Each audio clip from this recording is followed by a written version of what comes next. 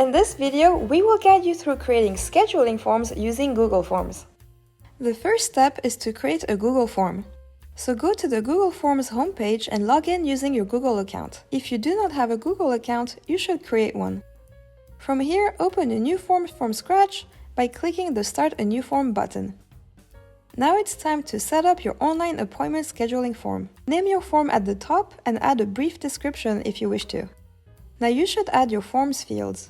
It's recommended to ask for the person's name, email, and phone number. To add a field, click the +Add Question button, type in your question, and choose the right type of answer from the drop-down. You can now set up some appointment slots. You can do this with a multi-choice question like pick your preferred time slot, and list all the available times as the answer choices.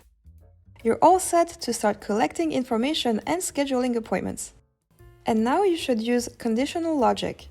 So you can start your form by asking people which day of the week they want to meet. And based on their answer, give them different options for the time slots that they can choose from using conditional logic. To set up your scheduling form settings, go to the Settings tab here.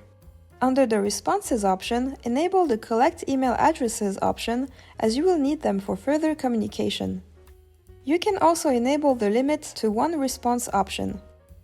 Under the Presentation option, you can edit the confirmation message or shuffle the questions order. And the final step is to send out your booking request form. But before sending it, preview the form by clicking on the eye icon.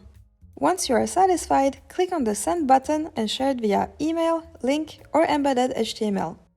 And that's it!